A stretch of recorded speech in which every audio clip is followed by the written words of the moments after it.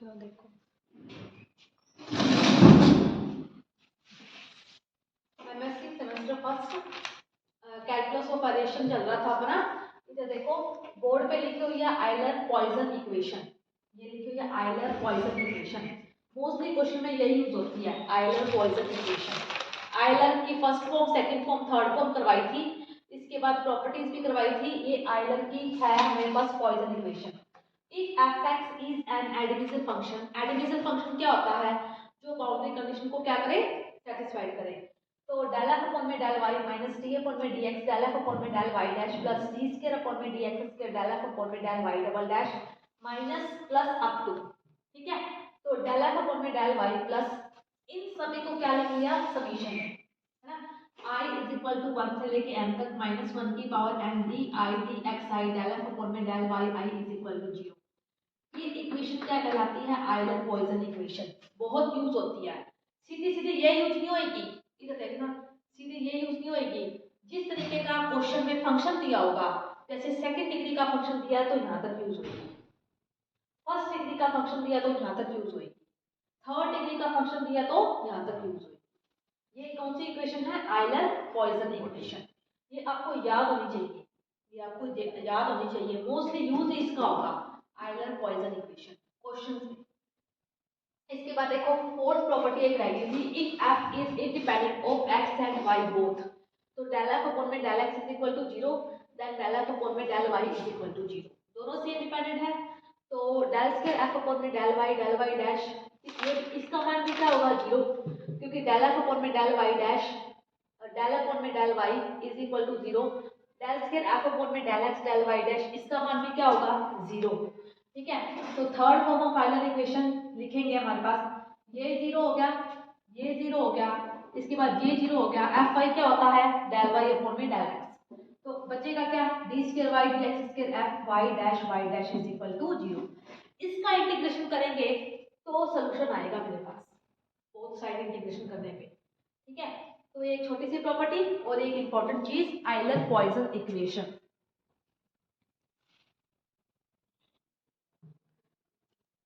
Question लिखा हुआ है बोर्ड पे, लेकर ध्यान दो।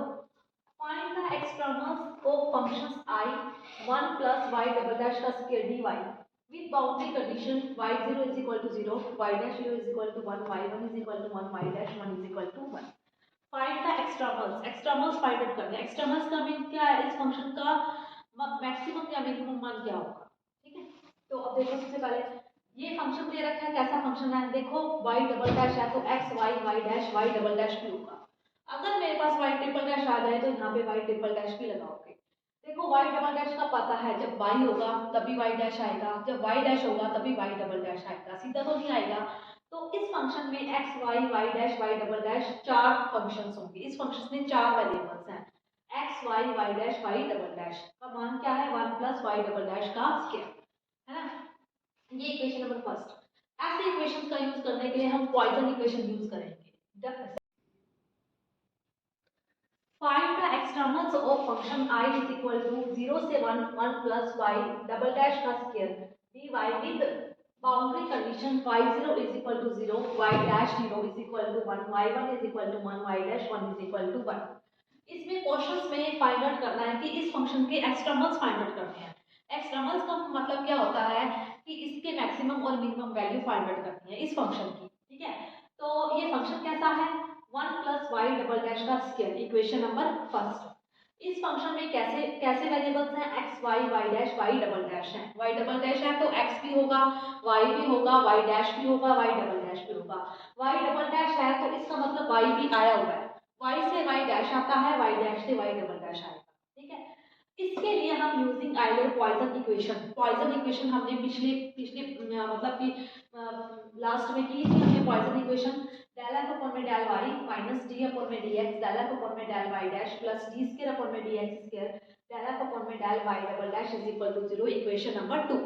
सेकंड डेरिवेटिव है तो हमने सेकंड डेरिवेटिव तक पॉइजन इक्वेशन यूज की है, ठीक है। तो f is independent of y and y dash, तो डेल f अपॉन में del y is equal to del f upon में del y dash is equal to 0। क्यों, क्योंकि इसमें है ही नहीं, y और y डैश वाले वेरिएबल्स ही नहीं है फंक्शन में, तो ये किससे है, इंडिपेंडेंट है, किससे, y से और y डैश से।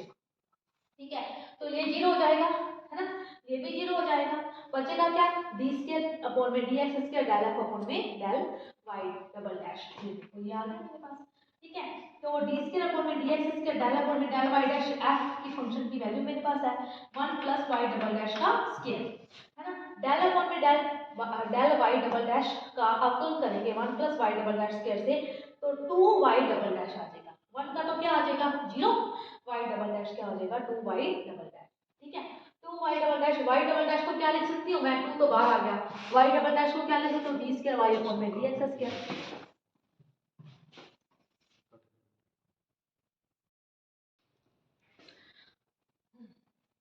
D square Y D X four is equal to 0।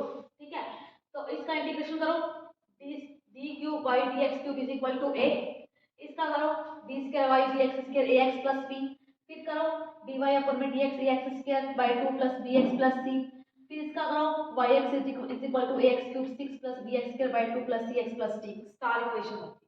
यहाँ तक समझ आया। अब क्या करेंगे, बाउंड्री कंडीशन लगा दो। बाउंड्री कंडीशन में y 0 की वैल्यू 0 के बराबर है ना, ये रहा y 0 0 0 0 0, d का मान क्या आ गया 0, y 1 की वैल्यू 1 के बराबर है 1 a by 6 plus b by 2 plus c, d का मान पुट कर दो 0, 6 is equal to a plus 3b plus 6c, equation number 3 आ गई। ठीक है, फिर इसके बाद y dash 0 is equal to 1 है, y डैश ये रहा dy अपॉन में dx 0 इज इक्वल टू 1 1, यहाँ पे पुट करना है 0, तो 0 प्लस सी, सी का मान कितना आ गया 1, y dash 1 is equal to 1, y dash 1 is equal to a by 2 plus b plus 1, तो 1 is equal to a by 2 plus b plus 1, 1 से 1 कट गया, a plus 2b is equal to 0।